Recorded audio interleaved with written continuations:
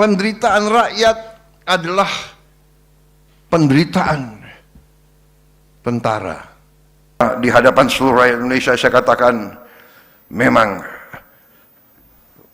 tim saya adalah warahmatullahi wabarakatuh. Selamat pagi, salam sejahtera bagi kita sekalian. Shalom, salve, Om Swastiastu, Namo Buddhaya, salam kebajikan. Yang saya hormati dan yang saya banggakan, Kepala Kepolisian Negara Republik Indonesia sebagai penyelenggara, Jenderal Polisi Listio Sigit Prabowo, beserta seluruh jajaran pejabat utama Markas Besar Polri yang saya hormati dan yang saya banggakan.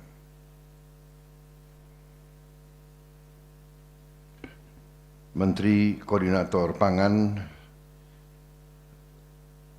Kabinet Merah Putih, Saudara Zulkifli Hasan, yang saya hormati dan saya banggakan. Menteri Koordinator Politik dan Keamanan, Jenderal TNI Purnawirawan Jamari Caniago, Kepala Badan Gizi Nasional, Profesor Dr. Dadan Hindayana, para Menteri Kabinet Merah Putih, para Wakil Menteri, Panglima TNI, para Kepala Badan, serta seluruh anggota Kabinet Merah Putih yang hadir, Menteri Perdagangan Saudara Budi Santoso, Menteri Kebudayaan Profesor Dr. Fadlizon yang saya hormati, Menteri Sekretaris Negara Saudara Prasetyo Hadi, Panglima TNI tadi sudah, Jenderal TNI Agus Subianto,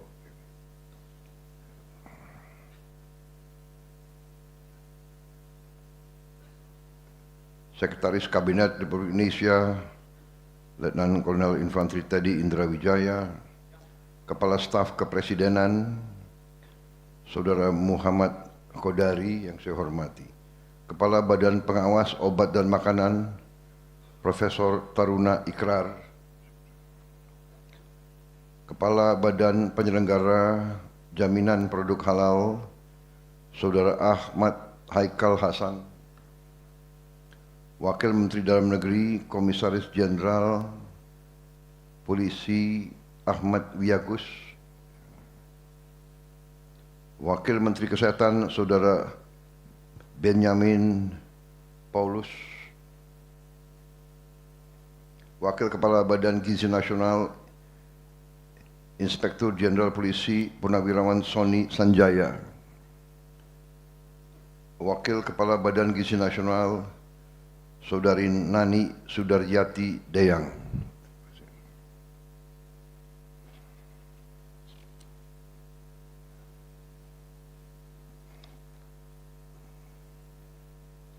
saudara-saudara sekalian yang saya hormati, para Kapolda seluruh Indonesia,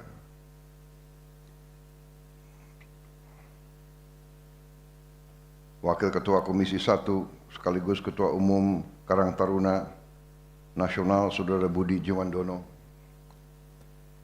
Wakil Gubernur DKI Jakarta Saudara Rano Karno, lebih dikenal Sidul, udah bukan anak jalanan lagi.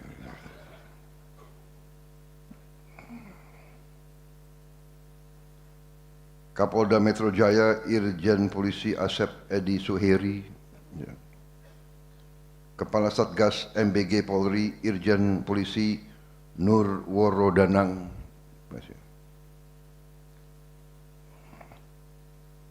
para tokoh masyarakat Karang Taruna, komunitas UMKM, para kepala sekolah penerimaan manfaat SPPG Polda Metro Jaya, seluruh hadirin undangan serta rekan pers dan media yang saya hormati dan saya banggakan. Sebagai insan yang bertakwa, marilah kita tidak henti-hentinya memanjatkan puji syukur kehadirat Tuhan Maha Kuasa, Tuhan Maha Besar. Bagi umat Islam, Allah Subhanahu wa Ta'ala yang memiliki sekalian alam. Hanya kepadanya lah kita berdoa dan hanya kepadanya lah kita meminta pertolongan.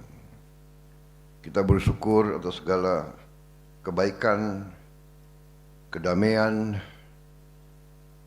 yang diberikan kepada bangsa dan negara kita. Kesehatan yang masih diberikan kepada kita, sehingga kita dapat berkumpul pada pagi hari ini untuk melaksanakan suatu acara peresmian dan groundbreaking 1179 SPPG dan peresmian 18 gudang ketahanan pangan Polri. Kita juga selalu berdoa kepada Yang Maha Kuasa agar saudara-saudara kita yang telah mengalami suatu musibah bencana di berbagai tempat wilayah tanah air kita selalu diberi kekuatan, ketegaran, dan kondisinya segera dapat dipulihkan. Pada kesempatan ini saya menyampaikan terima kasih atas kehormatan yang besar diberikan kepada saya untuk bisa hadir dalam acara yang istimewa ini. Saya hari ini sungguh-sungguh merasa bahagia, saya merasa gembira, saya merasa puas hati karena saya melihat salah satu institusi yang sangat penting bagi negara dan bangsa kita, yaitu Kepolisian Negara Republik Indonesia, telah mengambil inisiatif mungkin di suatu bidang yang seolah-olah tidak merupakan tugas pokoknya, tetapi pimpinan Kepolisian Negara telah menangkap masalah yang krusial bagi keselamatan suatu bangsa. Sebagai pemimpin, saya sangat menghargai tadi inisiatif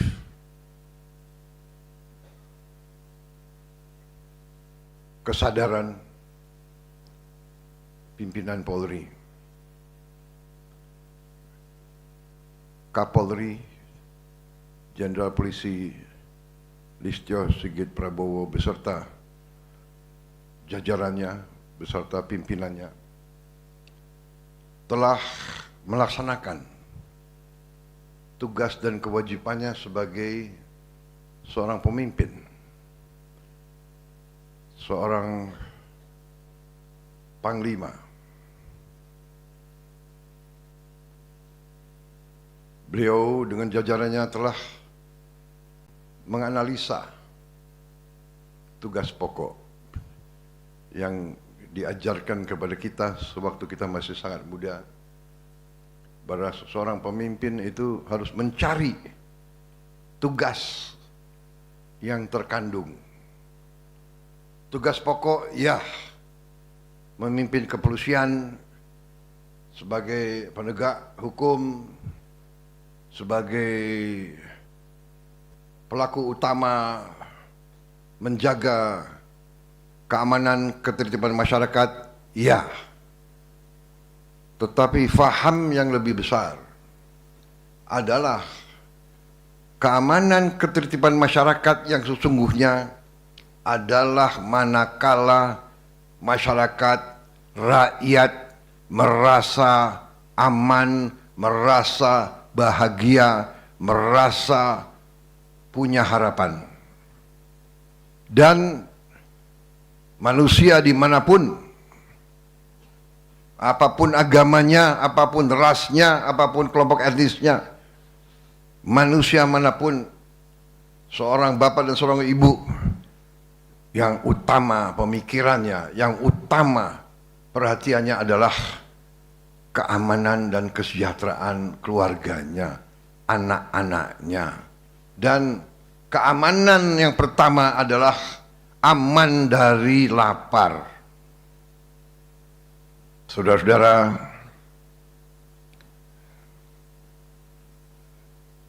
program semacam ini sesungguhnya bukan pertama kali dilaksanakan di Indonesia. Sudah puluhan negara lain melaksanakan. Puluhan negara lain. Dan negara-negara yang maju, negara-negara yang demokratis, pasti punya program makan bergizi gratis untuk rakyatnya. Makan bergizi gratis mungkin tidak penting untuk orang-orang yang cukup berada. Mungkin tidak penting bagi mereka yang di atas. Tapi di seluruh dunia yang saya pelajari, makan bergizi gratis adalah sangat-sangat diperlukan oleh mayoritas rakyat. Waktu saya melancarkan program ini, saya diejek, saya dijelek-jelekin, saya dituduh macam-macam. Saya juga tidak mengerti. Bahkan yang banyak mengejek adalah orang-orang yang terdidik, profesor-profesor terkenal mengejek dan menghina saya. Dan mereka meramalkan proyek ini pasti gagal. Program ini menghamburkan uang.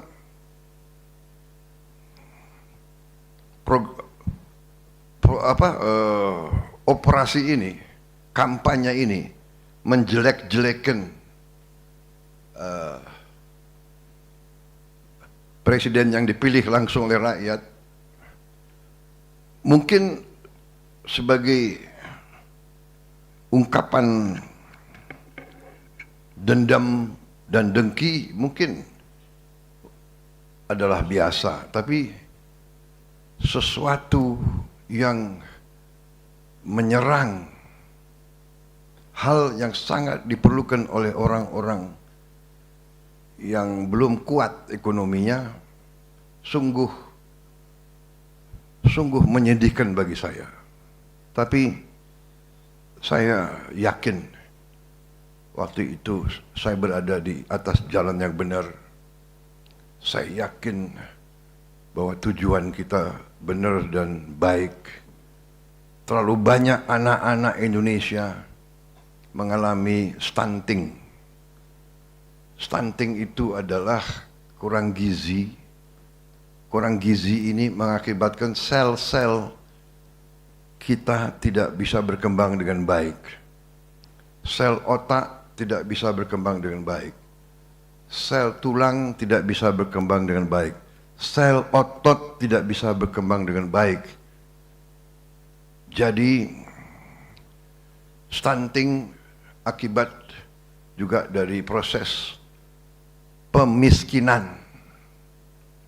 Proyek pemiskinan rakyat Indonesia. stunting waktu itu 25% dari anak-anak kita. Kita tidak bisa dengan teori, tidak bisa dengan hanya dengan kata-kata, hanya dengan program-program indah. Akhirnya saya belajar dari pengalaman bangsa-bangsa lain bahwa memang satu-satunya jalan adalah intervensi langsung dari pemerintah, langsung kepada anak-anak, ibu-ibu hamil dan orang tua yang tidak berdaya, orang tua lansia. Ini sudah dilaksanakan oleh lebih dari 77 negara. Saya ulangi, mungkin lebih dari 75. Kita mungkin negara yang ke-76 atau ke-77. Dan saya lihat waktu itu negara-negara yang persis seperti kita, yang per kapita PDB adalah bahkan lebih rendah dari kita, setengah dari Indonesia. India itu adalah setengah produk domestik brutonya, setengah per kapita dari kita. Berani memberi makan gratis untuk 800 juta rakyat mereka.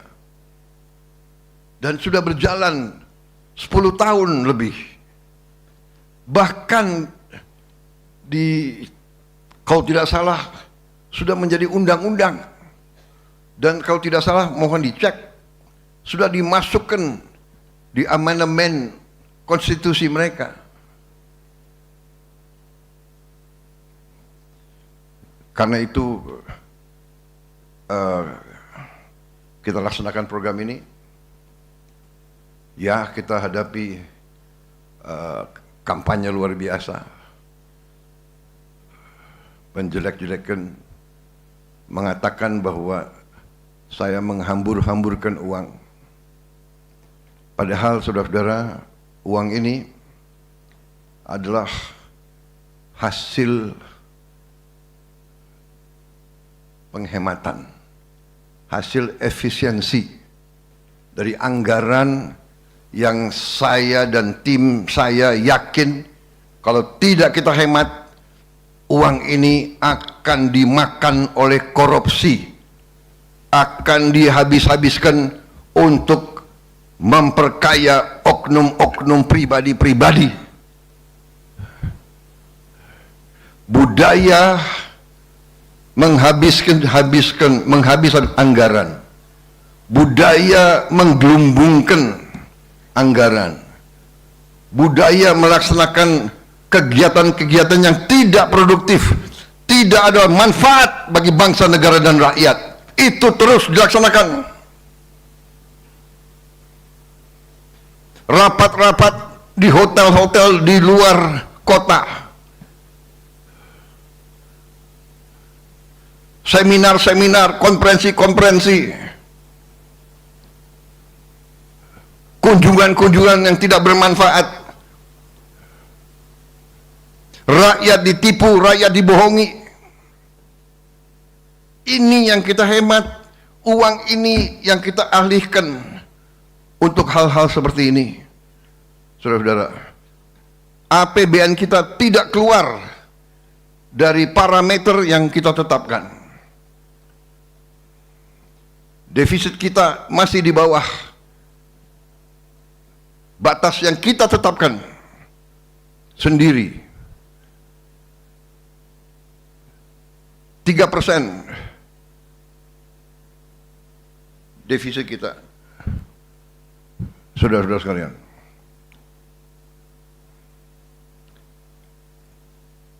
%3 dari PDB.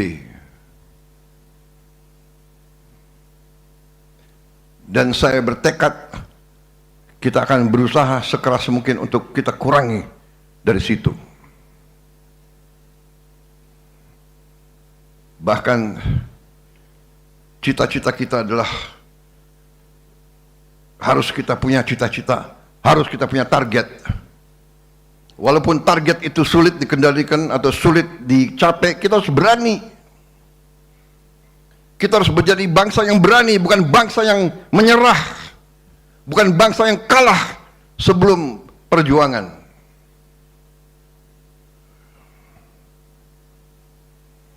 Saya telah mempelajari setelah saya menjabat, masih terlalu banyak kebocoran, masih terlalu banyak penghamburan. Saya ingin tertibkan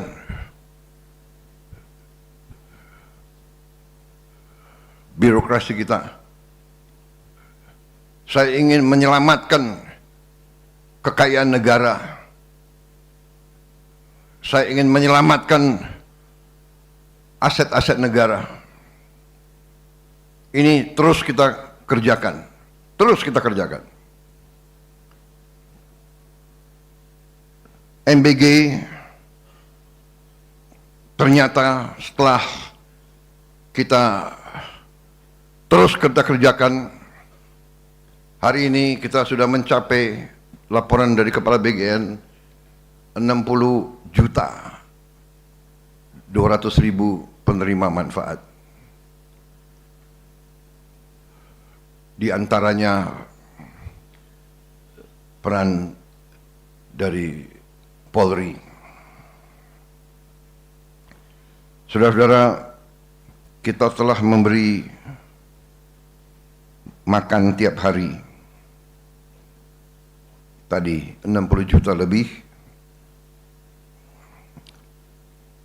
Kita sudah berhasil memiliki 22.275 SPPG. Sudah sampai 23.000 SPPG, yaitu dapur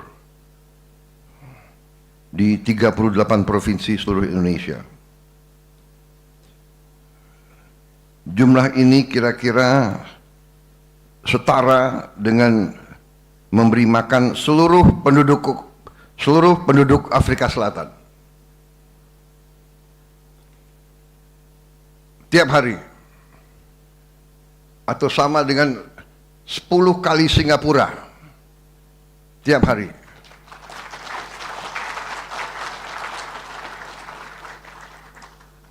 Atau 2 kali Malaysia. Tiap hari.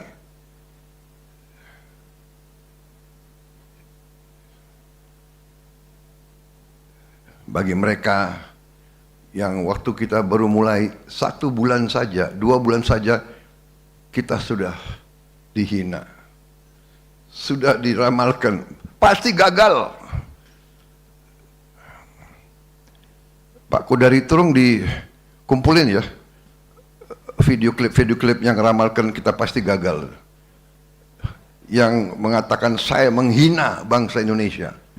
MBG ini penghinaan kepada bangsa Indonesia. Kita mau menyelamatkan anak-anak kita, dibilang menghina. Ini harus ada rekam digital ya, direkam semua. Insya Allah kita mencapai 80 sekian juta. Aku minta biar saya bisa tiap malam saya lihat-lihat. Ya kan? Gak apa-apa. Jadi saya bilang, aduh, apa iya ya? Apa iya saya menghina bangsa Indonesia? Dari umur muda Letnan 2 tidak punya apa-apa. Saya siap mati untuk Republik. Kok saya sampai hati mau menghina? Tidak. Saya sisa hidup saya hanya untuk menyelamatkan, membangun Republik Indonesia.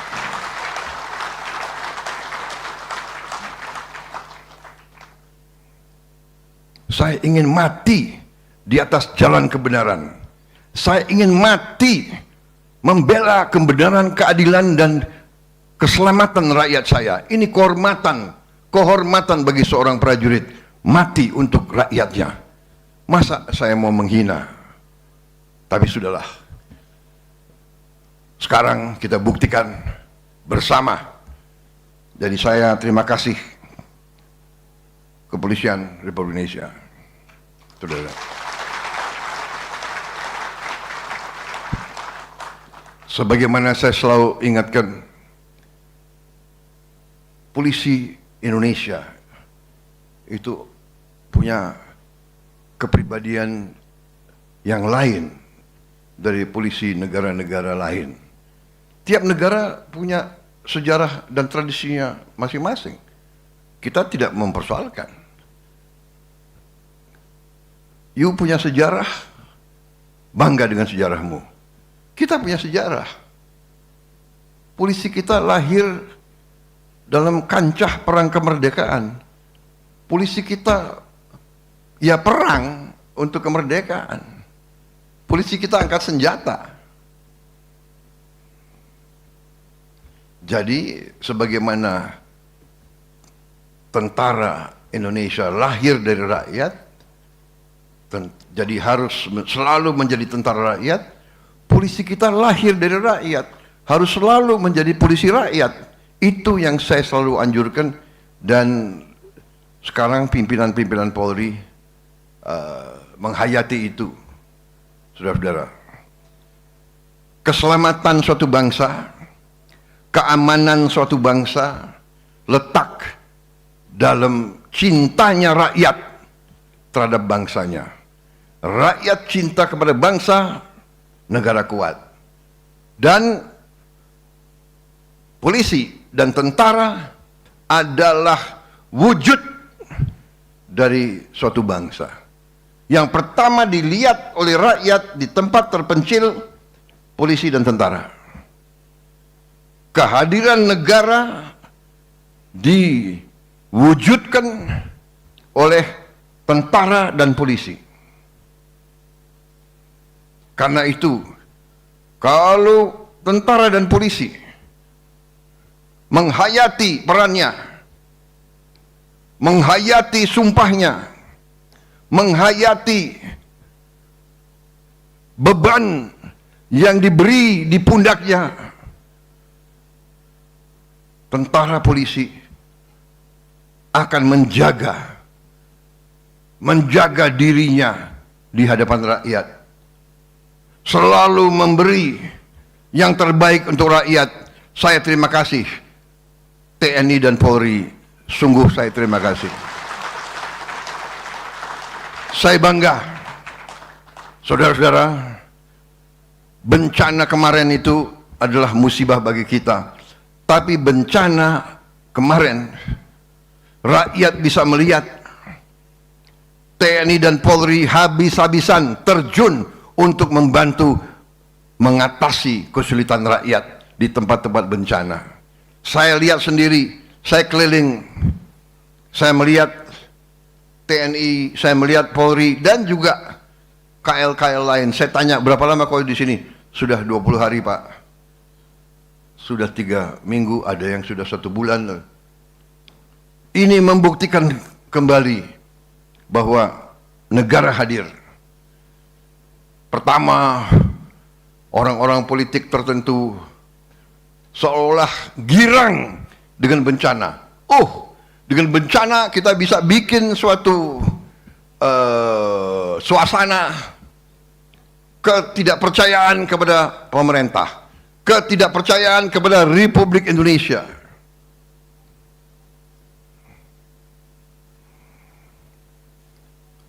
Memang ada kelompok-kelompok tertentu, tetapi saya terima kasih dalam beberapa minggu kita kerahkan kekuatan kita, semuanya bahu-membahu kita atasi sampai sekarang.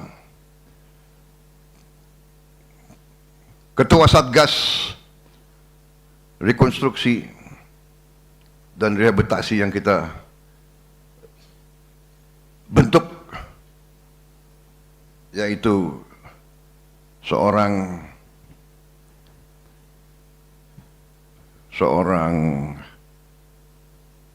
alumni kepolisian, mantan Kapolri, saudara Menteri Dalam Negeri kita, Jenderal Polisi Purnawirawan Tito Karnavian adalah ketua Satgas yang saya tunjuk. Beliau lapor ke saya, Pak, dari kalau tidak salah 52 titik ya. 52 titik yang tertimpa, tinggal 10 kabupaten yang masih belum normal. Tapi beliau laporan, perkiraan beliau dalam 2 bulan sisanya akan normal. Saudara-saudara, ini suatu bukti kembali lagi bahwa 2 tonggak penting dari negara, dari NKRI, TNI dan Polri telah menunjukkan prestasinya, pengabdiannya di lapangan dengan pengorbanan. Ada yang gugur melaksanakan tugas. Hari ini Polri telah menunjukkan perannya yang sangat penting. Saya diingatkan waktu ya. Jam berapa sekarang? Hah? 10:30. Baik. Saya kalau sudah saya kalau sudah semangat, saya ingin menyampaikan pikiran-pikiran saya. Ya. Kadang-kadang seolah membosankan, tapi itu tugasnya pemimpin. Pemimpin itu adalah juga guru. Ya, kita diajarkan seorang komandan adalah kawan seperjuangan, tapi juga guru, juga bapak. Kita ya harus bicara yang baik-baik, yang tidak baik kita harus kasih tahu. Ya. Jangan kalau yang baik tidak dihormati, tidak dihargai, ya kan? Karena itu tadi kita beri penghargaan. Kapolri belum, karena beliau nanti harus dapat penghargaan yang lebih tinggi lagi.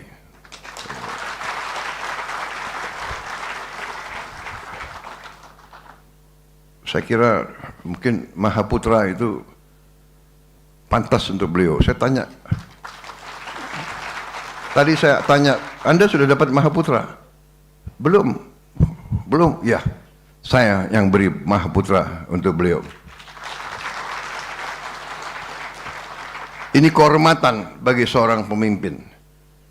Ini kebahagiaan seorang bapak bisa mengucapkan terima kasih kepada anaknya. Kebanggaan. Saya tahu saudara-saudara, polisi banyak jadi sasaran. Itu risiko. TNI juga dulu jadi sasaran, ya kan? Jenderal-jenderal kita yang paling hebat, paling jago, ya kan, dimaki-maki, dituduh penjahat perang, dituduh melanggar HAM. Rasanya TNI nggak pernah ngebom rumah sakit selama sejarahnya TNI. Rasanya TNI nggak pernah bom panti asuhan.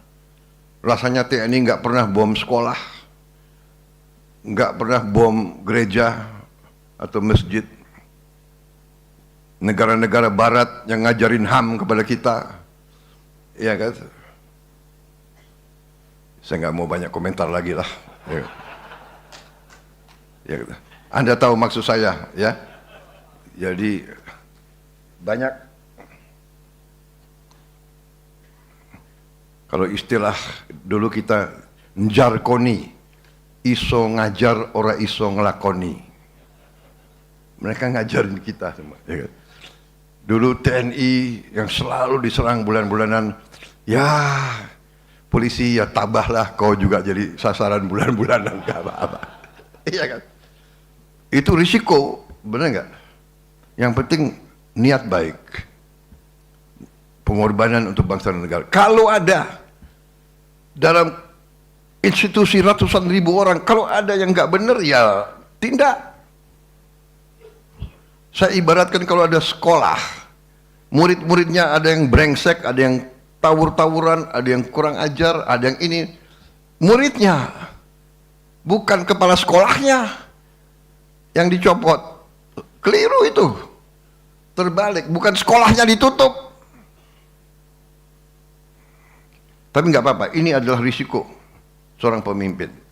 Ya, kau itu dikasih bintang di sini itu untuk tahan banting, tahan maki-maki, tahan serangan, ya kan? Apalagi serangannya di sosmed, ya kan? Ya, sosmed itu banyak apa itu? Banyak buzzer apa? Buzzer, ya kan? Jadi kita harus tegar.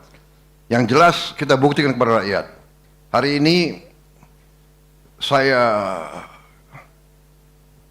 harus mengatakan bahwa saya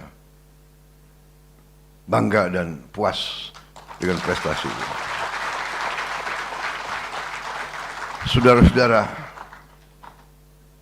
Saudara-saudara, menghasilkan pangan, menghasilkan makanan, itu adalah melanjutkan peradaban. Tidak ada peradaban, tidak ada bangsa Indonesia tanpa pangan. Tiap hari pangan itu dibutuhkan tiap hari untuk kelangsungan hidup rakyat kita, dan inisiatif saudara dengan menggunakan teknologi yang terbaik, teknologi terbaik tapi tercapai, terjangkau oleh kemampuan uang kita. Tadi saya lihat alat-alat yang digunakan, dirintis oleh kepolisian. Saya lihat ada filter air, ada ultraviolet untuk membunuh bakteri di tray makanan, ada food security test, food safety test yang diproduksi di dalam negeri yang tidak kalah dengan kualitas dunia. Ini sesuatu yang berprestasi. Ini sesuatu yang membanggakan. Rakyat harus tahu. Ya, kita sudah menghasilkan sampai hari ini 4,5 miliar porsi makanan, 4,5 miliar porsi, dan kita masih ada kekurangan. Saya dapat laporan sampai hari ini sudah kurang lebih 28.000 penerima manfaat yang mengalami gangguan, dikatakan keracunan, sakit perut dan sebagainya. 28.000 dari 4,5 miliar. Kalau tidak salah itu adalah 0,0006.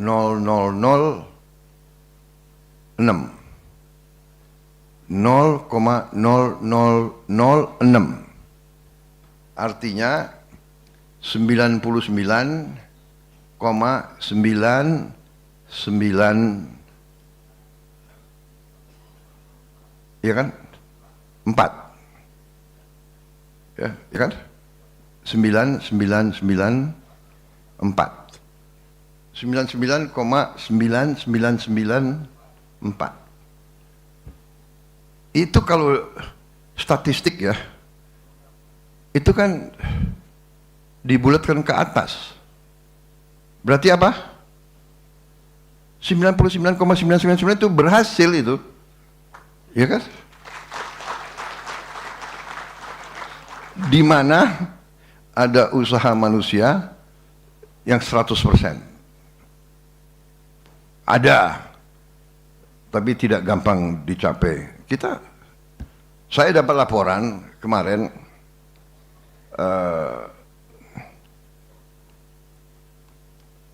ini tolong diverifikasi, tapi saya dapat laporan bahwa apapun kita punya statistik sampai hari ini, insya Allah kita pertahankan, kalau bisa kita kurangi lagi, ya kan? Tapi kita punya statistik itu lebih baik dari Jepang dan lebih baik dari Eropa. Ini saya baru dapat laporan 2 hari yang lalu. Kalau demikian, ya kita tidak boleh terlalu kecil hati. Jangan kita sombong, jangan kita bertatang betenteng, ya. Kesombongan adalah awal dari kehancuran. Ingat itu. Ya. Semakin berisi, semakin menunduk. Itu adalah ilmu padi nenek moyang kita. Itu adalah ilmu pendekar. Pendekar yang benar. Semakin kuat, semakin rendah hati. Semakin dihujat, semakin difitnah, tegar. Ya, tegar. Senyum. Saudara-saudara, kalau kau diserang, kau difitnah, berarti kau diperhitungkan. Itu ilmu sejarah yang saya dapat. Orang yang enggak diserang, orang yang enggak dihujat, orang yang enggak difitnah, memang dia enggak diperhitungkan.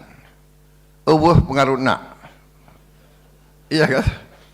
Jadi Pak Dadan tegar. Terima kasih. Ya. Ini Pak Dadan ini ilmunya kuat juga ini. Saya heran juga. Iya kan? Tapi pendekatan kita rasional, logika, ilmiah, saintifik, dan hati bersih, niat baik, ya kan? Kita niat baik, kita ingin menghilangkan kemiskinan, kita ingin menghilangkan kelaparan. Saudara-saudara, saya dapat laporan, baru berapa hari juga dari beberapa kabupaten, berapa kepala daerah, mereka katakan mereka sekarang yakin manfaat dari MBG. Karena apa? Mengurangi kesenjangan antara yang kaya dan miskin itu diukur oleh Gini rasio. Mereka lihat Gini rasionya berkurang. Lapangan kerja dibentuk, satu dapur, satu SPPG, 50 orang bekerja. Yang tadinya tidak punya penghasilan, mereka bekerja. Mereka bisa bantu suami. Mereka bisa membantu anaknya. Saya ketemu pengusaha-pengusaha Apindo. Mereka lapor ke saya, Pak, belum pernah Pak. Udah lama sekali belum pernah. Bulan Januari konsumsi rumah tangga di Indonesia naik sangat tinggi. Dan ini menurut mereka, ini karena MBG. Dan kita lihat tiap hari satu SPPG butuh sayur, butuh telur, butuh ayam, butuh daging, dan sebagainya. Ini menghidupkan petani-petani kecil, mereka sekarang yakin punya penghasilan. Dulu mereka panen tidak tahu siapa yang beli, sekarang dijamin produksi mereka diserap. Bahkan saya dapat laporan sekarang saingan.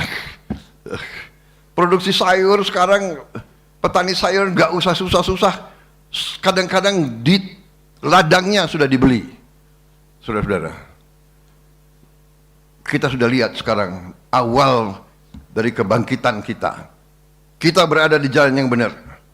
Ya, ekonomi kita adalah ekonomi pendiri bangsa kita. Ekonomi kita adalah ekonomi Undang-Undang Dasar 45. Kita berada di jalan yang benar dan kita akan mencapai keberhasilan dan kita akan bikin kejutan dan kita akan mengecewakan semua orang yang ingin Indonesia tetap miskin.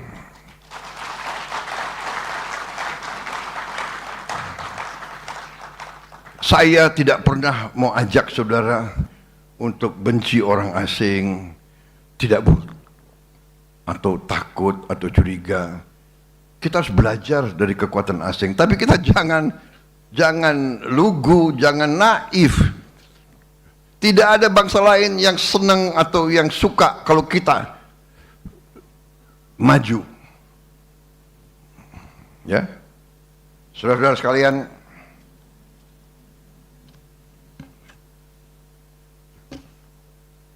inisiatif prestasi kepolisian membangun gudang bagian daripada ekosistem ketahanan pangan. Dengan gudang kita bisa amankan kita punya hasil produksi. Di saat yang kita butuh, cadangan ada di tempat yang aman. Jadi gudang strategis. Sekali lagi, terima kasih atas peranan saudara-saudara. TNI, Polri terjun. Memang ada yang kritik di media-media asing. Ini Presiden Prabowo menggunakan tentara dan polisi untuk meningkatkan produksi pangan. Menurut mereka ini nggak sesuai dengan faham apa itu? Faham pasar bebas mereka itu. Ya. Emangnya ada pasar bebas, ya kan? Ya kan? Dikritik. Ya memang ini tentara rakyat, ini polisi rakyat, saudara-saudara. Penderitaan rakyat adalah penderitaan tentara. Penderitaan rakyat adalah penderitaan polisi. Karena tentara dan polisi awaknya, anggotanya adalah anak-anak rakyat. Iya kan? Kalau orang kaya mana mau masuk tentara? Mana mau jadi polisi? Benar nggak? Suruh aja dia berdiri, nggak usah lama-lama, berdiri 1 jam aja di panas matahari sana, ya? Hah? Apa itu? Karbon monoksida. Mungkin kalau polisi-polisi dicek paru-parunya udah hitam semua itu. Benar nggak? Sebetulnya gue kasihan juga sama lo ini polisi-polisi ini. Coba dicek. Saya nggak berani nanya Menteri Kesehatan persentase polisi yang masalah paru-paru gitu. Tapi mereka tidak mengeluh. Saudara-saudara, saya tidak akan panjang lebar lagi. Ini ada keberhasilan ini, keberhasilan sudahlah. Terima kasih. Kita sudah buktikan kepada bangsa, rakyat dan dunia, kita sudah mencapai swasembada beras, sebentar lagi swasembada jagung, sebentar lagi yang lain-lain. Kita benar-benar akan berdiri di atas kaki kita sendiri. Indonesia akan menjadi negara yang kuat. Saudara-saudara sekalian. Kuat, tapi tidak boleh jadi negara yang sombong. Kita akan hormati semua negara. Sekali lagi, kita diganggu, kita tahu kita diganggu. Jangan kita kira kita nggak tahu. Benar nggak? Iya kan?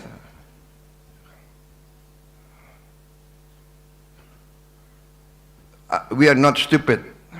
Ini gue bicara sama mereka-mereka itu. Please, dear friends, Indonesians are not stupid. We know what's happening. Ya, kita tahu. Kita tahu siapa yang biayai gerakan-gerakan menjelek-jelekan bangsa Indonesia. Karena mereka takut kita kuat, mereka takut kita sejahtera. Kita tidak mau mengganggu bangsa lain. Kita hanya ingin rakyat kita hidup dengan baik. Hanya itu yang kita inginkan. Dan kita akan buktikan. Ekonomi kita akan bangkit. Mereka nggak tahu ini ada ahli-ahli ekonomi nggak jelas dari mana itu, ya. Selalu nurunkan moral. Saya mau tanya, kamu tuh warga negara mana? Kita kalau main bola, tim kita main, ayo, kita supporter ya. Mereka enggak. Mereka selalu jelek-jelekin prestasi kita sendiri. Konsumsi rumah tangga tertinggi, nggak ada yang komentar baik. Penerimaan pajak bulan ini konon kabarnya naik tertinggi selama berapa tahun. Tapi kita tidak ada masalah. Kita bekerja dan kita buktikan kepada rakyat, saudara-saudara sekalian. Kita diambang kebangkitan. BUMN yang selama sekian tahun ya tidak pernah untung, dalam 1 tahun pemerintahan kita hasil BUMN naik 4 kali lipat.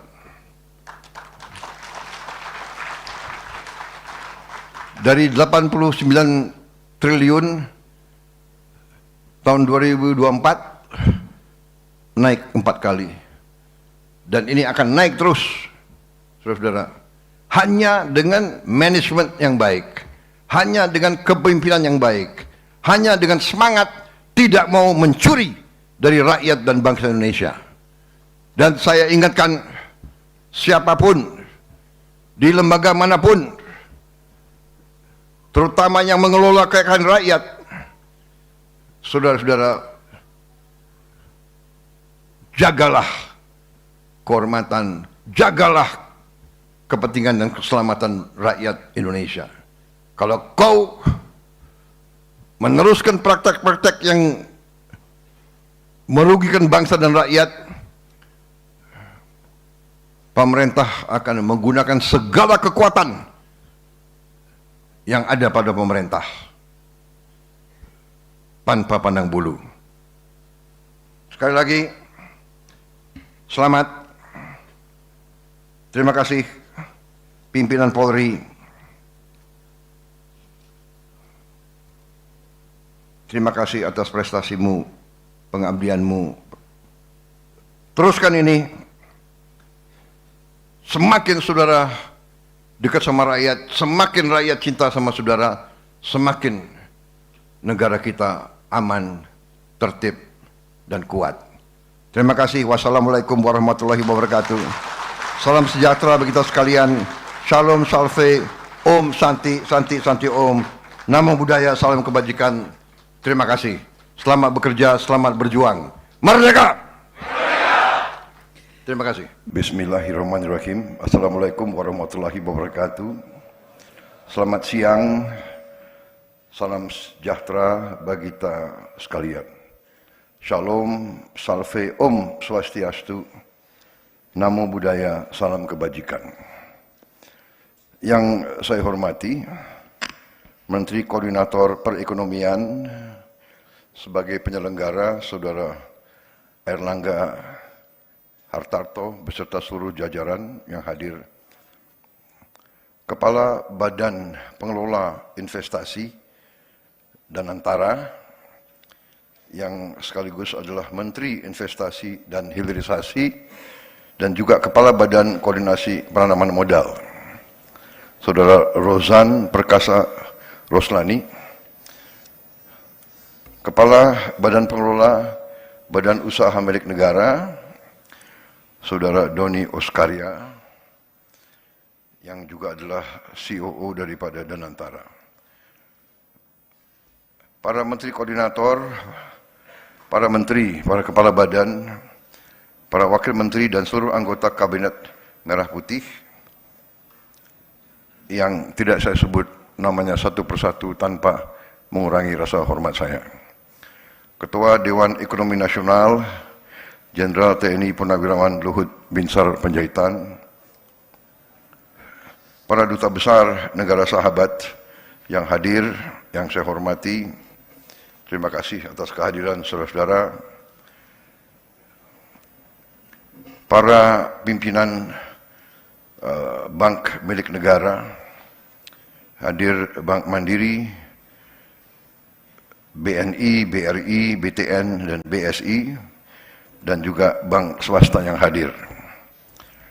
Para pimpinan Asosiasi Dunia Usaha yang hadir di sini, di antaranya hadir Ketua Umum Kamar Dagang Indonesia, Saudara Anindya Novian Bakri. Hadir juga Ketua Umum Asosiasi Pengusaha Indonesia, APindo, Saudari Sinta Wijaya Kamdani. Dan juga Ketua Umum Himpunan Pengusaha Muda Indonesia, Saudara Akbar Himawan Bukhari. Yang saya hormati juga para pimpinan perusahaan-perusahaan perbankan yang hadir, para pimpinan lembaga jasa keuangan, para pimpinan perusahaan BUMN dan swasta, para pimpinan lembaga ekonomi dan lembaga riset nasional, para pimpinan lembaga riset, para rektor, para ahli bidang ekonomi, saudara-saudara sekalian hadirin yang saya hormati, dan para rekan pers dan media yang hadir. Tentunya sebagai insan yang bertakwa, marilah kita tidak henti-hentinya memanjatkan puji syukur kehadirat Tuhan Maha Kuasa, Tuhan Maha Besar, bagi umat Islam Allah Subhanahu wa taala yang memiliki sekalian alam, atas segala karunia, atas segala berkah, kesehatan dan kedamaian yang masih diberikan kepada kita.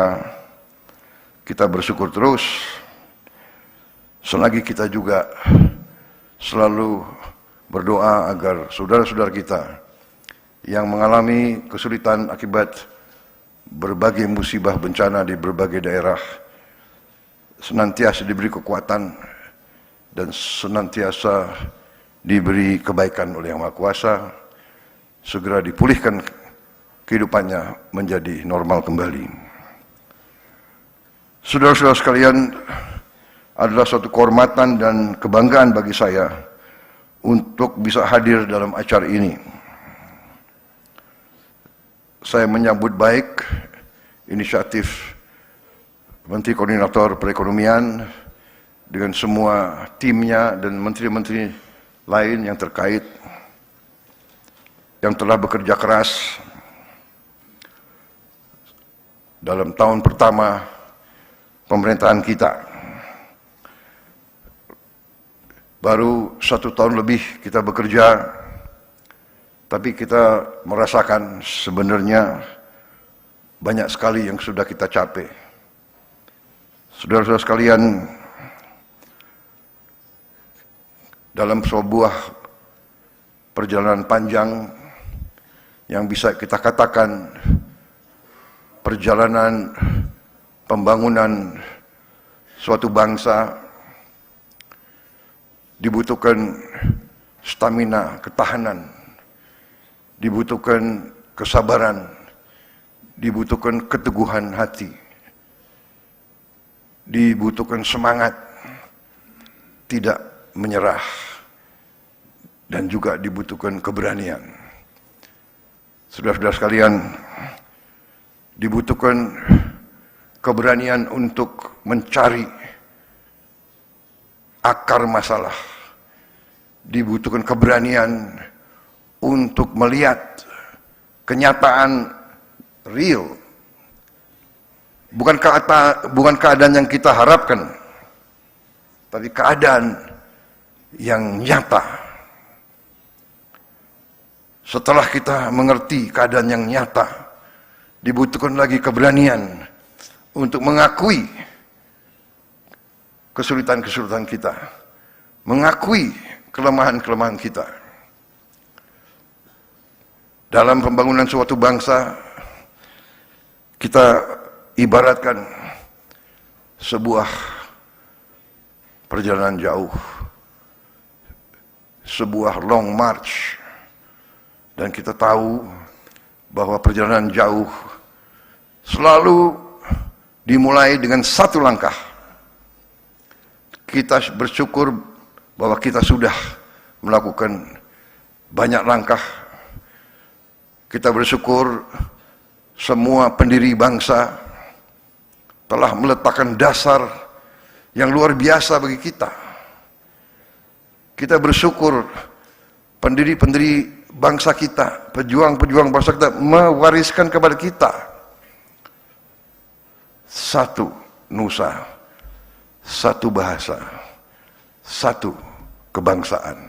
Kita bersyukur bahwa kita majemuk, kita terdiri dari berbagai ratusan kelompok etnis, kita terdiri dari ras-ras yang berbeda, kita terdiri dari penduduk yang punya agama-agama besar yang berbeda, tapi kita bisa bersatu.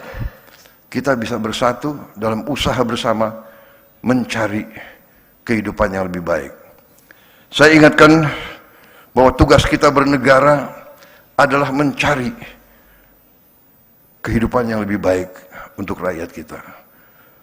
Tugas dan tanggung jawab setiap pemerintah di setiap negara di seluruh dunia adalah untuk bekerja, berjuang untuk memberi kehidupan yang layak bagi rakyatnya. Saudara-saudara sekalian, saya mengajak kita untuk realistis. Kita selalu mengatakan kita ingin jadi negara yang maju. Benar, kita ingin menjadi negara maju. Tapi jangan kita berpretensi kita mau mencapai tingkatan yang sama dengan negara-negara yang sudah ratusan tahun sebelum kita mencapai tingkat teknologi dan industri yang sangat maju. Kita punya cita-cita tinggi, tapi kita punya sikap yang realistis. Yang penting bagi kita adalah kita harus menjaga dan mengelola seluruh kekayaan negara, seluruh sumber daya alam kita, dan kita kelola, kita jaga, dan kita pergunakan sebesar-besarnya untuk kepentingan seluruh rakyat Indonesia. Itu tujuan kita. Dan itu yang saya sebagai kepala pemerintah, sebagai kepala negara, saya bertekad untuk melaksanakan. Kita harus berani, saya katakan tadi, mengakui kesulitan-kesulitan kita dan kelemahan-kelemahan kita. Kita bersyukur dengan apa yang kita telah capai, dan untuk itu saya ucapkan terima kasih kepada tim saya, kepada para menteri saya, kepala badan, semua tim saya. Saya merasa bangga dengan prestasi saudara-saudara, dengan kerja keras saudara-saudara. Saya yang tahu saudara, saya yang lihat saudara dari hari ke hari, semua pencapaian kita yang kita harus bangga adalah hasil kerja keras seluruh tim yang saya pimpin. Jadi saudara-saudara, di hadapan seluruh rakyat Indonesia saya katakan, memang tim saya adalah, menurut pendapat saya, Menurut keyakinan saya, karena saya pengguna, saya melihat langsung dari dekat, mereka sungguh-sungguh adalah putra-putri terbaik bangsa Indonesia. Terima kasih. Terima kasih pekerjaanmu, dan saya percaya kita akan mencapai prestasi yang lebih baik lagi. Saudara-saudara sekalian, para pakar silahkan menilai. Saya percaya bahwa kita akan membuat kejutan demi kejutan. Kita akan buktikan ke seluruh dunia bahwa bangsa Indonesia sekarang, bangsa Indonesia hari ini adalah bangsa Indonesia yang percaya diri, bangsa Indonesia yang faham, bangsa Indonesia yang bertekad untuk berdiri di atas kaki kita sendiri, dan kita tidak mau dan tidak akan lagi selalu didikte oleh bangsa lain atau dipermainkan oleh siapapun lagi. Saudara-saudara sekalian, kita harus berani mengakui kelemahan-kelemahan kita. Tapi saudara-saudara, setelah kita bekerja 1 tahun, mulai berapa hari ini, berapa minggu ini, saya dapat laporan dari kepala-kepala daerah, beberapa gubernur, beberapa bupati. Sekarang mereka baru melihat hasil real, dampak real dari berbagai kebijakan kita. Mereka mengatakan di tingkat mereka bahwa konsumsi rumah tangga meningkat. Tadi dibenarkan. Saya beberapa hari lalu ketemu pemimpin-pemimpin industri dan perdagangan. Rombongan Apindo datang ke saya, dipimpin oleh ketua umumnya. Datang ke saya 23 orang. Mereka laporan ke saya, bulan Januari ini konsumsi rumah tangga meningkat. Dan mereka katakan, yang mengatakan mereka, pelaku bisnis, mereka mengatakan bahwa mereka merasakan bahwa MBG, makan bergizi gratis, telah mendorong peningkatan konsumsi rumah tangga ini dan mendorong pertumbuhan di desa-desa, di kecamatan-kecamatan, di lapisan yang paling bawah dari ekonomi kita. Dan dari sinilah, dari lapisan paling bawah, Indonesia akan bangkit menjadi ekonomi yang dinamis. Kalau saya percaya bahwa ekonomi kita akan sangat baik tahun ini. Kita selalu menghadapi mereka-mereka yang selalu memandang rendah bangsa kita. Itu tidak menjadi apa-apa. Itu bagi kita adalah cambuk untuk kita bekerja lebih baik lagi. Kita bekerja untuk rakyat kita. Kita bukan bekerja untuk menyenangkan orang lain. Kita bekerja untuk rakyat kita. Itu yang saya tekankan, saudara-saudara sekalian. Saudara-saudara sekalian, para kepala daerah melaporkan di daerah-daerah mereka sudah melihat kemiskinan menurun. Mereka sudah merasakan pengangguran terbuka menurun. Mereka juga melihat tren bahwa jumlah orang bekerja meningkat.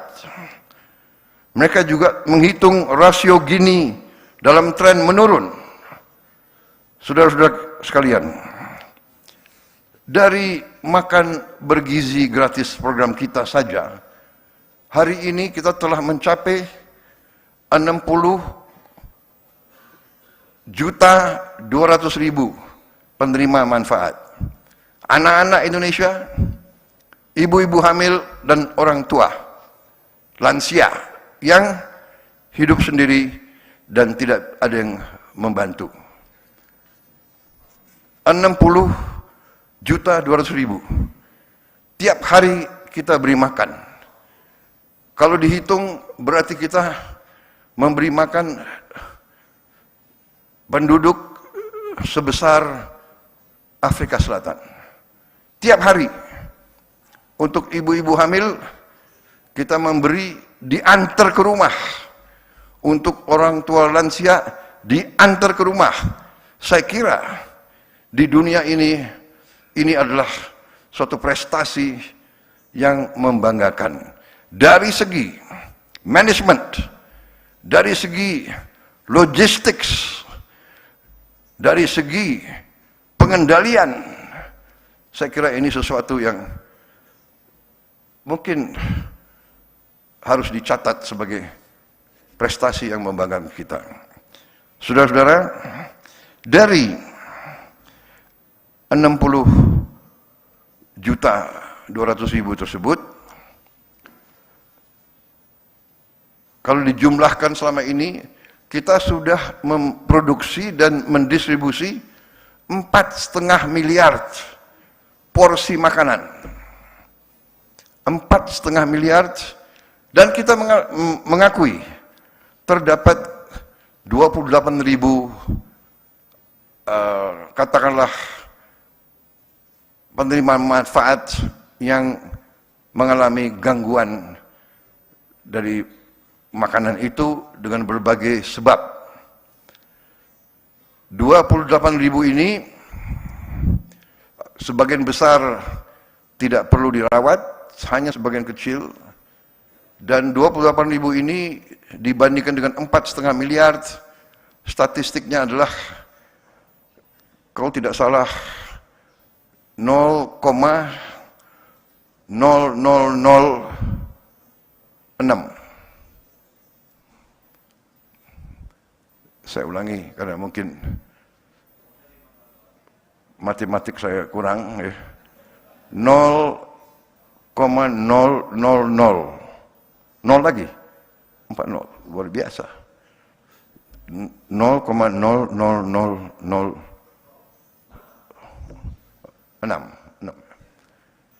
Berarti ini adalah 99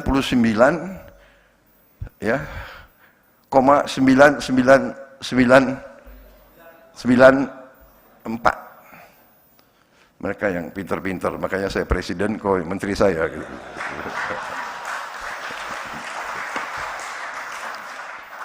Yang pintar mereka, jadi kalau nggak pintar nggak duduk di situ mereka. Berarti kalau in reality ini harus dikatakan suatu usaha yang berhasil. Iya kan? Kita ingin zero error, itu harus kita capai. Tadi pagi saya baru resmikan SPPG polisi. Nanti begitu selesai jumlahnya akan lebih dari 1.100. Saya lihat dan saya kagum dengan kualitasnya, dan saya percaya, saya dapat laporan dari Kepala BGN di tempat-tempat lain juga sudah seperti itu ya. Alat-alat yang kita produksi dari dalam negeri juga sudah cukup canggih untuk menjamin kebersihan air, menjamin kebersihan food tray, dan selanjutnya juga mengatur limbah daripada MBG ini. Jadi saudara-saudara, MBG ini hari ini sudah mencapai 23.000 lebih dapur. 23.000 lebih dapur SPPG. Pada puncaknya ini akan sampai 82 juta lebih penerimaan manfaat. Pada ujungnya akan mencapai lebih dari 30.000 dapur. Dan tiap dapur mempekerjakan 50 orang. Dari MBG saja sekarang sudah lebih dari 1 juta orang bekerja. Di ujungnya akan 1,5 juta orang bekerja tiap hari. Tapi tiap dapur akan menimbulkan dan sudah menimbulkan sampai 10 pemasok, supplier. Masing-masing pemasok punya 3, 4, 5 petani yang bekerja. Ekonomi di desa hidup. Petani sayur, petani ikan, peternak ayam, peternak kambing, peternak susu.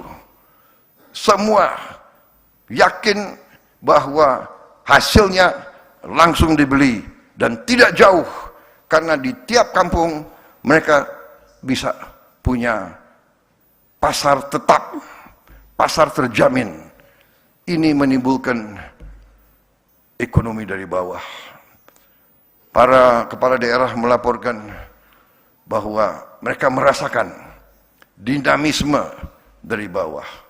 Saudara-saudara, ini hanya salah satu bukti awal dari 1 tahun kita bekerja.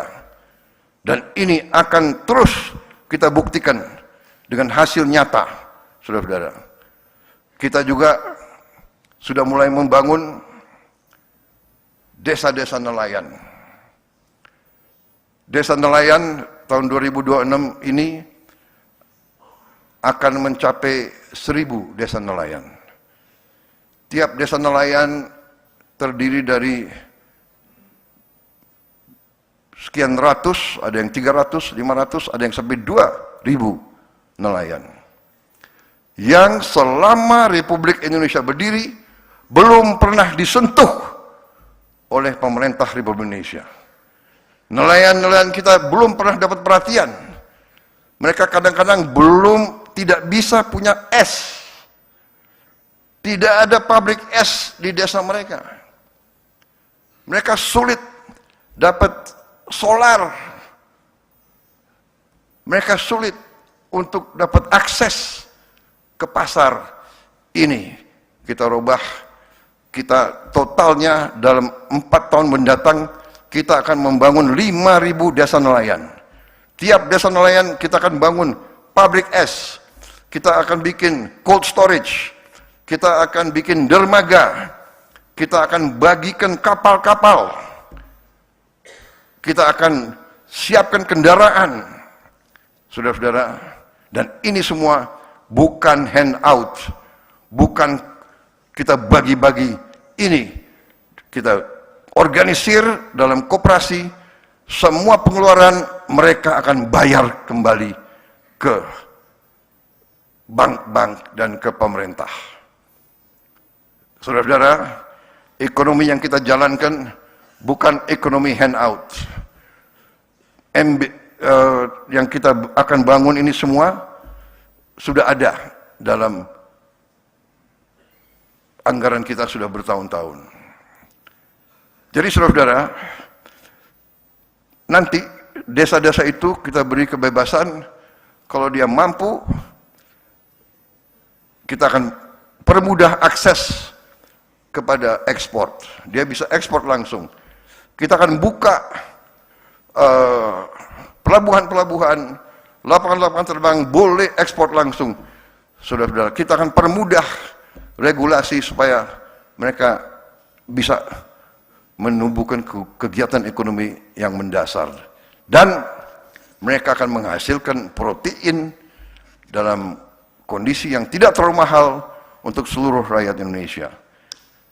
Demikian juga, saudara-saudara, ini sudah hampir 100 sudah jadi di berbagai titik, dan target kita 2026 ini akan sampai 1000, dan selanjutnya total sampai 2029 target kita adalah 5.000 desa nelayan yang nanti mereka akan kembalikan investasi itu, tapi kita kasih kelonggaran mengembalikannya supaya tidak terlalu berat untuk mereka. Kita beri kelonggaran pengembaliannya bisa di atas 10 tahun, 11 sampai 12 tahun.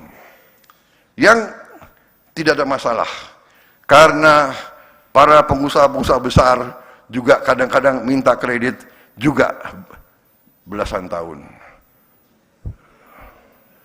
Itu pun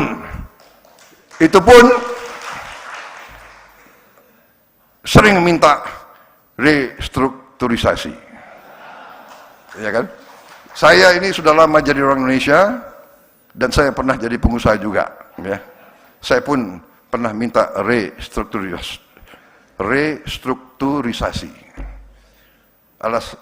Dengan kata lain lebih sederhana, minta belas kasihan perpanjangan untuk kembali. Benar atau tidak?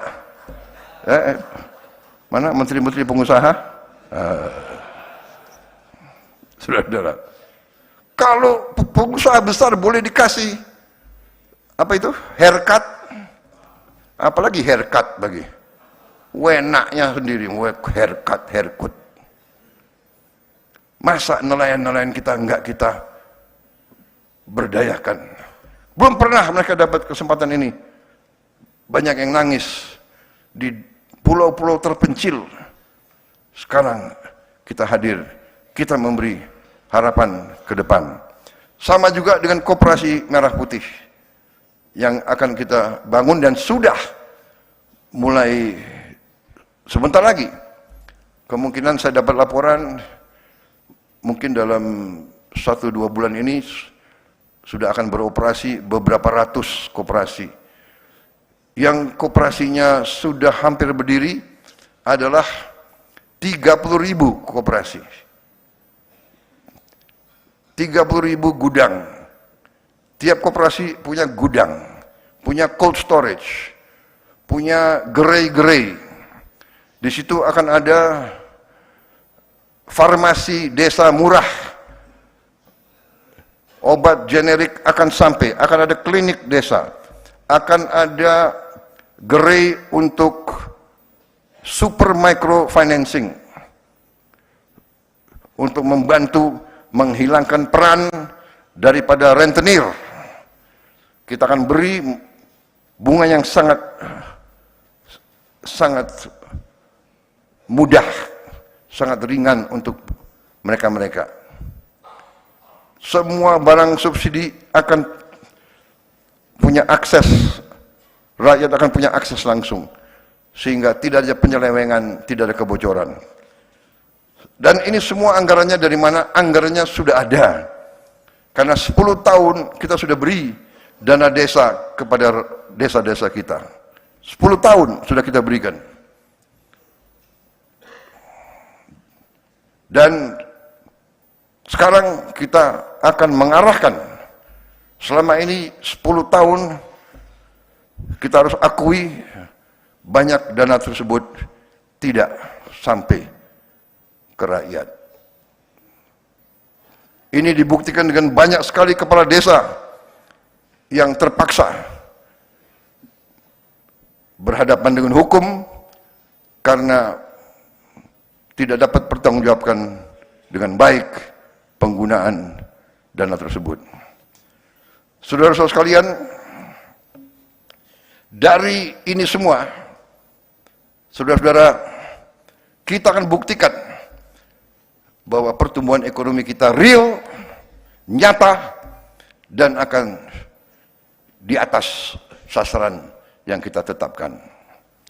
Saudara-saudara sekalian, kita juga buktikan bahwa kita sekarang sudah swasembada beras. Kita menuju swasembada pangan. Saudara-saudara, produksi beras kita tahun 2025 adalah 34,7 juta ton. Naik 13% dari 2024. Sekarang cadangan beras di Bulog bulan Juli 2025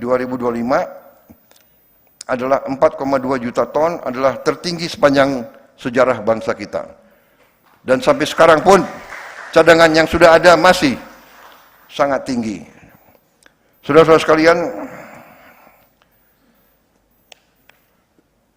dalam kebijakan fiskal, saya sudah buktikan bahwa kita bisa melaksanakan efisiensi, penghematan yang sangat besar. Di tahun pertama pemerintahan kita telah menghemat uang dari anggaran kita sendiri sangat besar. 300 triliun lebih penghematan kita. Di akhir tahun 2025 pun kita lakukan dan kita melihat hasil dari penghematan tersebut. Uang penghematan inilah yang kita pakai untuk program MBG dan sebagainya. Uang yang pasti akan habis untuk hal-hal yang tidak produktif. Kita alihkan ke hal-hal yang produktif. Kita mengeluarkan semua yang bersifat tidak produktif, perjalanan luar negeri, seremoni-seremoni yang tidak perlu, rapat seminar, FGD, dan sebagainya. Kajian-kajian, analisa-analisa, sudah tidak perlu terlalu banyak kajian dan analisa. Kita sudah tahu masalahnya. Kekurangan infrastruktur, lakukan. Desa perlu jembatan, buat. Rakyat lapar, cari pangan. Nggak usah terlalu banyak analisa, ya. Ini kita sudah hemat sangat luar biasa. Di tahun pertama 308 triliun rupiah kita sudah hemat.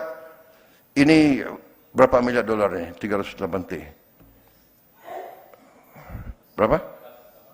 18 miliar dolar. 18 miliar dolar. Dan kita bisa lakukan lebih besar lagi. Ya, kebocoran harus kita tutup. Harus kita kurangi. Saudara-saudara sekalian, saya masih melihat kebocoran-kebocoran besar, tapi saya terima kasih dan antara dalam 1 tahun Anda bekerja, mungkin kurang dari 1 tahun,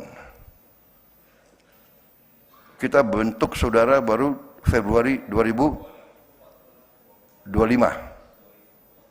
Februari ya, 3-4-5 bulan pendirian, belum 1 tahun. Tapi saudara sudah, saya dapat laporan sementara, ya, hasil daripada efisiensi saudara, reformasi saudara, sudah melahirkan hasil 4 kali lipat daripada tahun 2024. Ini luar biasa, tapi harus terus dikejar. Saya menuntut return on asset ya 7% lah. Kenapa senyum? Kepala Danantara bisa? Siap. Kok siapnya kurang tegas itu ya? Siap gitu loh. Siap. Wah itu. Danantara siap. Tidak usah khawatir. Ya. Saya ingat selalu apa yang dikatakan Bung Karno, gantungkanlah cita-citamu setinggi langit. Kalau kau tidak sampai, minimal kau jatuh di antara bintang-bintang. Kan begitu. Siap dulu. Ya. Kami dulu di pasukan khusus tentara, moto kami dulu, siapa berani menang. Berani dulu, ya kan? Patok 7%. Kau akan kaget, ya kan? Kalau kau patok 5% Pak, nanti 3%. Kau patok 7%, 8%, saya patok 8%. Sekarang saya tingkatkan. Harus bisa lebih dari 8%. Menteri-menteri bisa?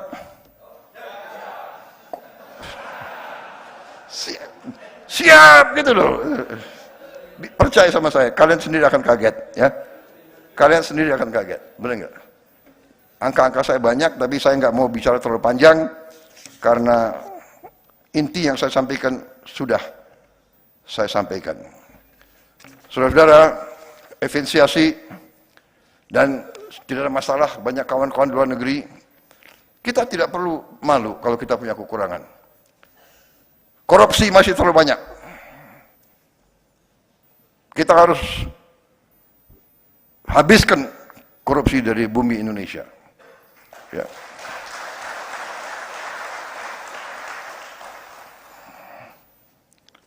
Segala kebocoran, segala penyelewengan, segala manipulasi, ya semua tingkatan. Saya kumpulkan pengusaha-pengusaha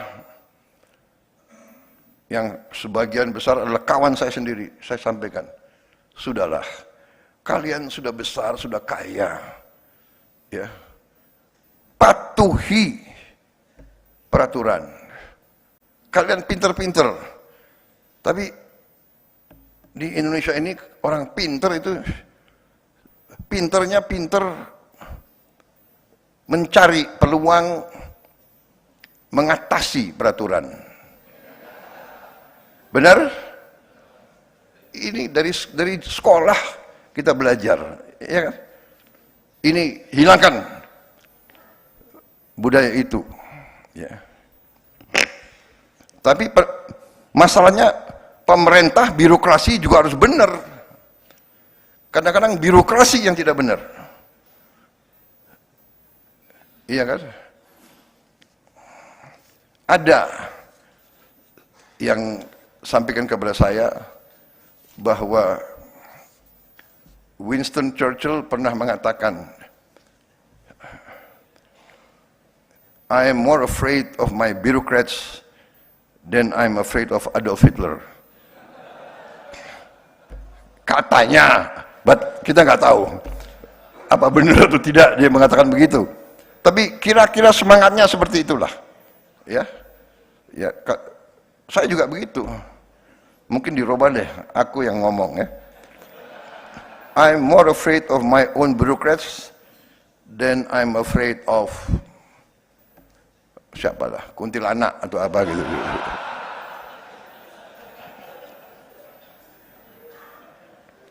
So, kita harus bersihkan, ya, kita harus ada the new Indonesia. The new Indonesia harus tidak boleh ada korupsi. Untung kita masih negara apa itu? Kita negara demokrasi kan? Benar ya? Demokrasi apa? Agak demokrasi ya. Agak ya. Lumayan lah demokrasi kita kan. Kalau nggak ada demokrasi, gue nggak jadi presiden loh, saudara. Iya kan? Benar nggak? Jadi jangan ini loh, ada apa tuh? Kelompok-kelompok yang selalu mengeluh. Indonesia beginilah, ya. Prabowo otoriter lah, benar nggak? Tapi kalau ditanya rakyat, jangan-jangan perlu juga sedikit-sedikit otoriter. Jangan-jangan untuk melawan koruptor-koruptor itu. Tapi kita demokratis, jadi kita masih moderat, ya. Banyak negara lain nggak tahu lah, hari ini ada, besoknya nggak ada. Iya kan? Jangan-jangan efektif yang itu, jangan-jangan. Waduh, ini ada banyak wartawan ya. Waduh, ada lagi banyak duta besar ini. Negara barat lagi, waduh gue. I am completely democratic. Completely. Sudah. Jadi kita bertekad, ya. Saya bertekad patuhi hukum. Tidak ada kompromi. Kita harus tegakkan hukum dengan baik. Tapi tidak boleh ada miscarriage of justice. Tidak boleh hukum dipakai alat untuk mengerjain lawan politik. Tidak boleh. Dan saya tidak mau, dan saya sudah buktikan.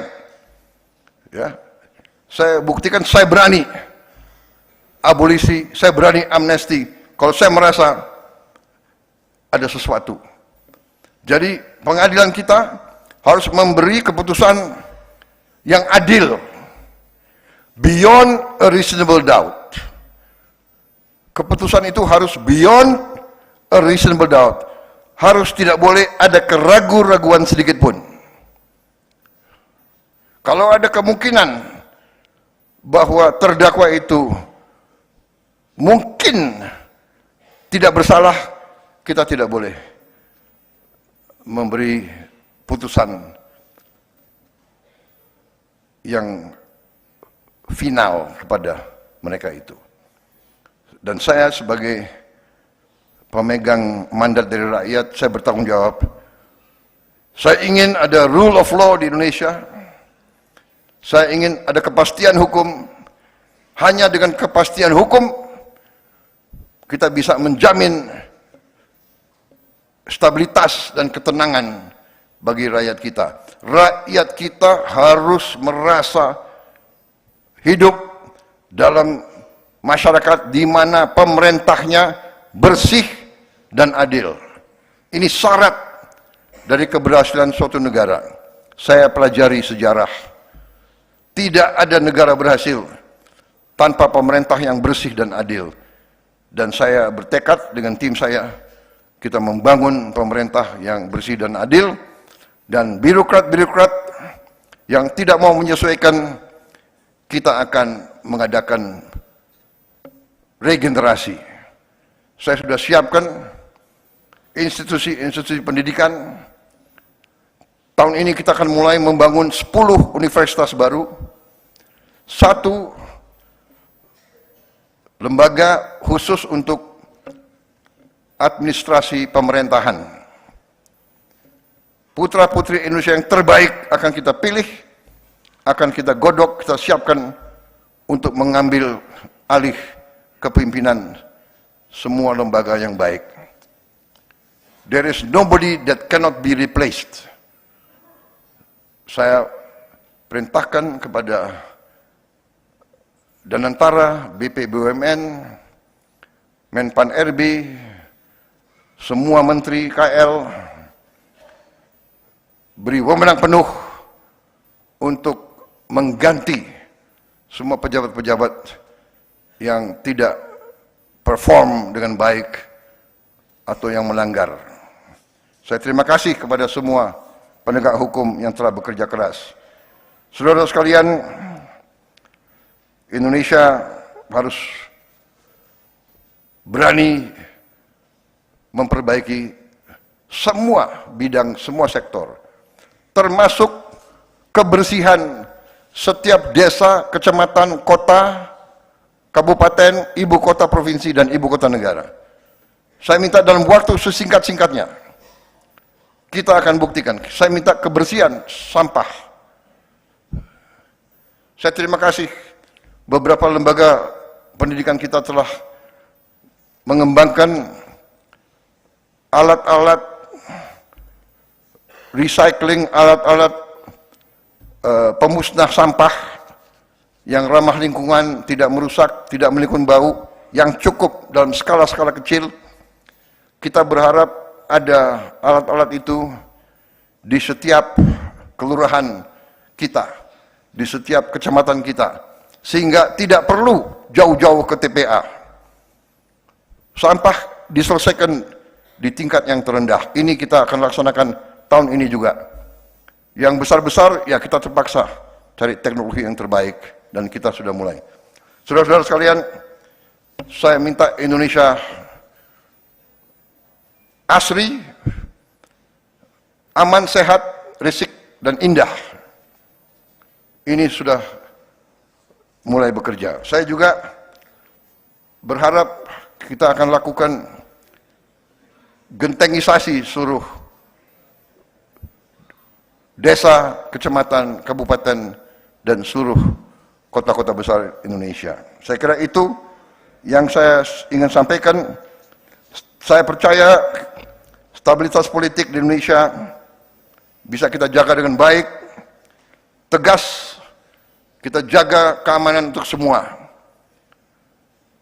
Kita hormati semua perjanjian yang dibangun oleh Indonesia sebagai pemerintah. Kita punya track record yang sangat besar. Indonesia belum pernah default dalam sejarah kita.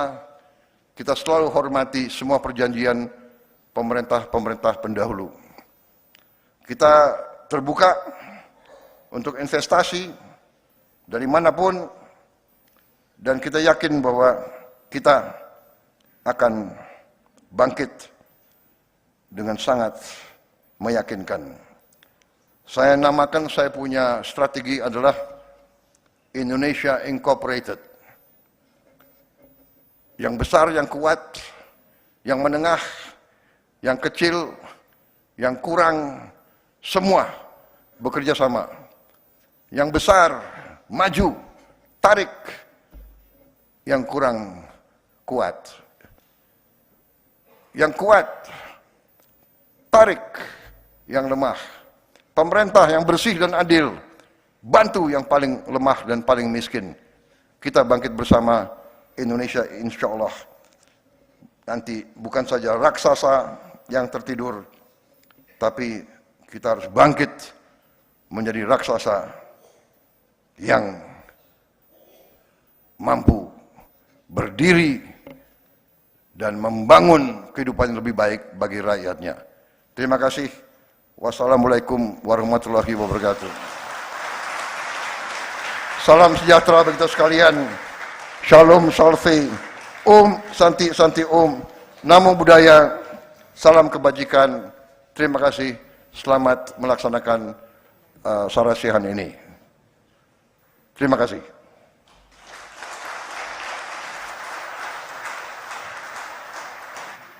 Kecepatan informasi dan akurasi data adalah komitmen kami. Satu langkah lebih dekat, satu langkah lebih terpercaya. Saksikan Sapa Indonesia Malam di Kompas TV Channel 11 di televisi Anda.